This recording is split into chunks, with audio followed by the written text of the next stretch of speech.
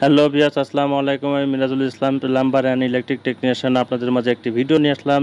যে ভিডিওতে আপনাদের দেখাবো একটি বেসিন কিভাবে স্টিল আর 20-16 বেসিন কিভাবে সেটিং করতে হয়। চলুন ভিডিওটি থেকে। এই যে আমি কাঙ্ক্ষিত সেই বেসিনটি সেটিং করতে শুরু করে দিলাম। বসে পড়ছি একটি মেঝেতে। আমি বেসিনের যে কার্টন ছিল সেটাকে ফ্রিজে ফাইন করে ফেলে আমি সুন্দর করে ওখানে বসে পড়েছি, যাতে বেসিনের কোনো প্রবলেম না হয়, আমারও কোনো ময়লা না পড়ে। তো আমি প্রথমে আগে একটা কোরিয়ান পুডিং আমি হাতে নিলাম। সে হাতে নিয়ে সেটা আমি সুন্দর করে সেটা বের করে নিয়ে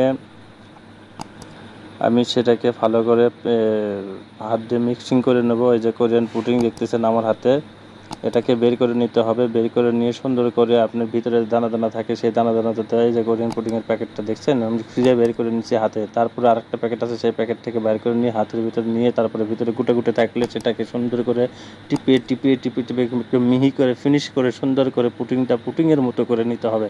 হ্যাঁ, যেহেতু প্যাকেটের মধ্যে তুলকানে অনেক দিন দীর্ঘদিন পর্যন্ত পড়ে থাকে, যার কারণে সেটাকে গুটি গুটি হয়ে থাকে, অনেক সময় দলা পাকে থাকে। সেটাকে যেন মিক্সিং করে সুন্দরভাবে মিক্সিং হয়, সেইভাবে আপনার হাত দিয়ে সুন্দর করে মিক্সিং করে নিয়ে আমরা বেসিন ওয়েস্টটা আমার হাতে দেখতেছেন, সেই বেসিন ওয়েস্টের চতুর্থ সাইড দিয়ে আমরা সুন্দর করে পুটিংটা ছিঁড়ে দেবো। পুটিংটা দিয়ে দেওয়া হয়ে যাওয়ার পরে আমরা সেই ওয়েস্টটা আমরা বেসিনের সঙ্গে সুন্দর করে ফিক্সড করে দেবো, এবং অপর পাশে যে আমাদের যে গ্যাপ থাকবে সেই গ্যাপটাও আমরা এই পুটিং দিয়ে আমরা মিল করে নেব। মিল করে নিয়ে আমরা কালোর যে ওয়াশারটা আছে সেই ওয়াশারটা সুন্দর করে ওখানে বসাতে দিয়ে যে পেস্টটা আছে পেস্টটা আমরা সুন্দর করে টাইট দিয়ে নেব। ঠিক আছে, তারপরে আমরা খেয়াল রাখবো টাইট দিতে গিয়ে যেন আবার ফার্স্ট করে যেন বেসিনটা ফেটে না ফেলেন। কারণ কি জানেন, এটা সিরামিক, খুব হার্ড। এটাকে যদি আপনি বেশি চাপ দিয়ে টাইট দেন তাহলে দেখা যাবে যে আপনার এই মুহূর্তে হয়তো না ফাটলো, পরবর্তী দেখা যাচ্ছে ফাটাস করে ফেটে যাচ্ছে, পাঁচ ঘন্টা পরে কিংবা 5 দিন পরেও ফেটে যেতে পারে। তাই আমি আপনাদেরকে বলবো, বেসিনটাকে যখন ওয়েস্টারকে টাইট দিতে হবে তখন কিন্তু অবশ্যই আপনার খেয়াল রাখতে হবে অতিরিক্ত যেন প্রেশারে না থাকে। জাস্ট আপনার বেসিনটার ওয়েস্টার চাপে গেছে, বাস ওয়েস্টারও চাপে গেছে, হ্যাঁ, লুজ না থাকলেই হলো, বা না নড়লেই হলো, বা মিস না করলেই হলো। এরকম একটা পজিশনে আপনি টাইট দেওয়া হবে। আমাদের বেসিনে ওয়েস্ট লাগানো শেষ। আমি এখন বেসিনে একটি পিলার কক লাগাবো। পিলার কক লাগানোর জন্য আমি এখন পিলার ককটা হাতে নেব। তো এই ভিডিওটি যদি ভালো লাগে অবশ্যই ভিডিওতে লাইক দিবেন। আর আপনারা ভিডিও দেখেন কিন্তু লাইক দিতে চান না, অবশ্যই লাইক দিবেন। এই যে আমাদের যে ওয়েস্টটা আছে, ওয়েস্টের সাইডে যে বাটির যে পুটিং ছিল সেই পুটিংটা আমরা ফাইন করে হাত দিয়ে তুলে নিয়েছি। তুলে নেওয়ার পরে এখন কিন্তু আমি আমাদের যে বেসিনের যে আমরা যে পিলের কক যে পানির ট্যাপটা আছে সেই ট্যাপটা আমরা সুন্দর করে লাগাবো। আমাদের টাইটটা একটু কম হয়েছিল, যার জন্য আমি আরেকটু বার টাইট দিয়ে নিলাম। টাইট দেওয়া হয়ে গেছে। এখন আমি বেসিনে আপনার ট্যাপটা লাগাবো। এই যে আমাদের সেই বেসিনের ট্যাপ, সেই ট্যাপটা লাগাবো আমরা। ট্যাপের যে পেঁয়াজগুলো আছে সেই পেঁয়াজগুলো খুলে নেব। দুটো ওয়াশার আছে, একটা ওয়াশার রেখে দেবো আর একটা ট্যাপের গোড়ার সঙ্গে দিয়ে ওই পাশে দিয়ে এই পাশে দেবো।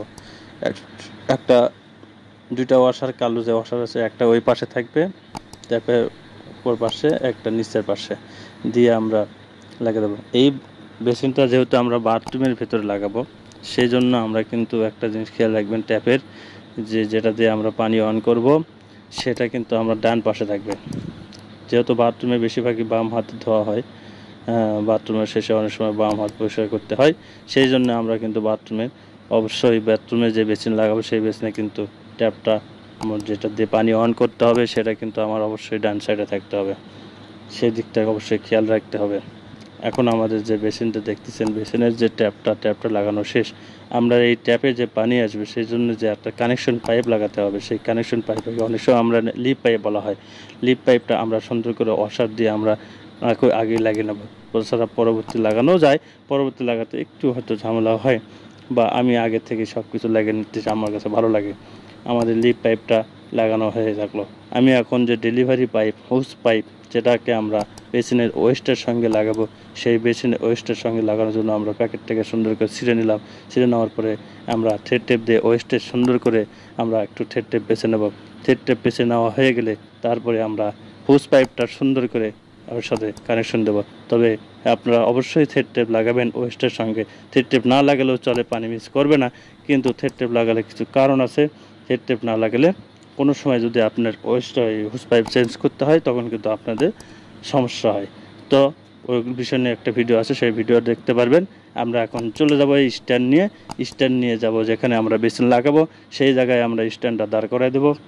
এখানে যে বেসিন একটা লাগানো ছিল এক সময়, সেখান থেকে বেসিনটা খুলে নেওয়া হয়েছে, পরবর্তী আবার সেই জায়গাতে আরেকটা বেসিন লাগানো হচ্ছে। এখন যদি আমাদের ওই ছিদ্রটা যে ভাগ্যে বনে যায় তাহলে আমি ডিল করা থেকে বেঁচে যাব।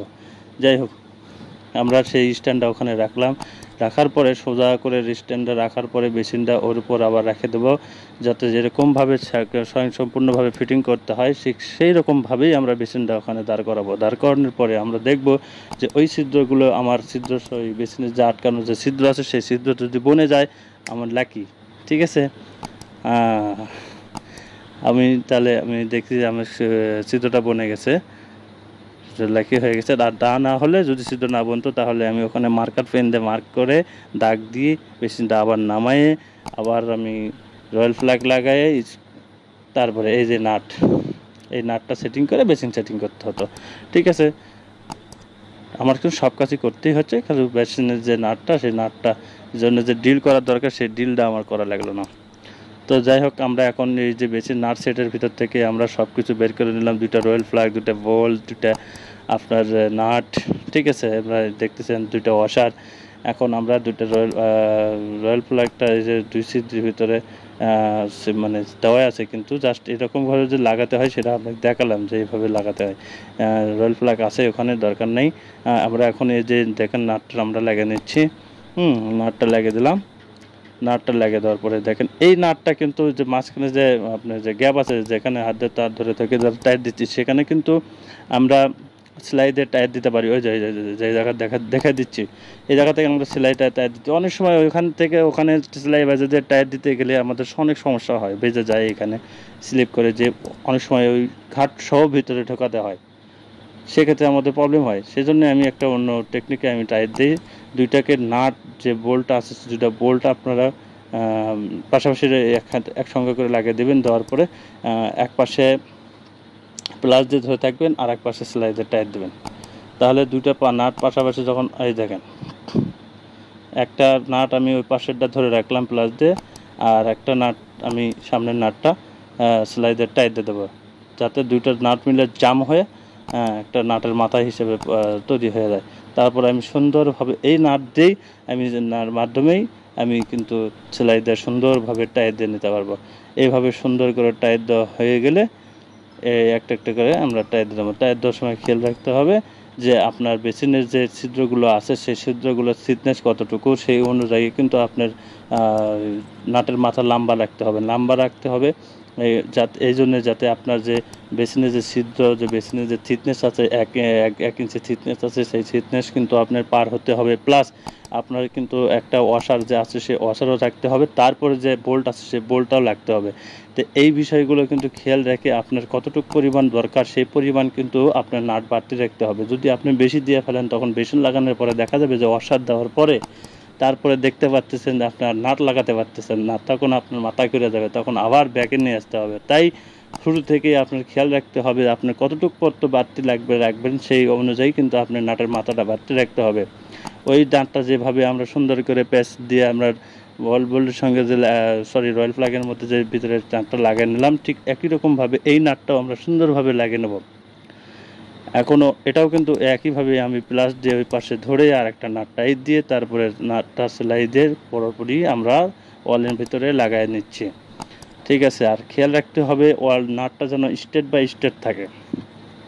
স্ট্রেট বাই স্ট্রেট না থাকলে মাথা যদি হেলে যায়, একটার বাম দিকে যায় বা ডান দিকে যায়, তখন দেখা যাবে যে আপনার মাপ সঠিক আসবে না, বেসিন একদিকে ক্যাথে যাবে বা ওদিকে যাবে। খুবই সাবধানের সঙ্গে নাটগুলো লাগাতে হবে। স্ট্রেট বাই স্ট্রেট যেন থাকে, সোজা থাকে বা সব মাপ মতো যেন থাকে। আমাদের নাট লাগানো শেষ, আমরা এখন সুন্দর করে বেসিনের হুস পাইপটা স্ট্যান্ডের ভিতর দিয়ে লিপ পাইপটা সাইড দিয়ে আমরা বেসিনটা ওর উপর ফেলে নিলাম।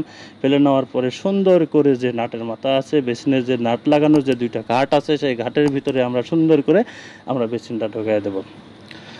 এই যে বেসিনটা ঢোকানো হয়ে গেল, আমি এখন সুন্দর করে ভিতরে হাত দিয়ে দেখে ওই গ্যাপের ভিতরে আমি ওয়াশারটুকু দিয়ে তারপরে নাটগুলো লাগিয়ে দেবো। এখন দেখেন আমাদের বেসিন যে লাগানো ছিল সেখানে, আগে যে বেসিন লাগানো ছিল সেখানে একটু কিছু হোয়াইট সিমেন্টের পুডিং লাগিয়েছিল, সেটাকে আমি পরিষ্কার করে দিলাম। তারপরে এখন বেসিনটা সুন্দরভাবে ওয়ালের সঙ্গে চেপে যাওয়া হয়ে গেল। এখন তারপরে এই যে ওয়াশারটা আমার হাতে দেখলেন, সেই ওয়াশারটা আমি সুন্দর করে ওই নাটের মাথার ভিতরে ঢুকিয়ে দিলাম।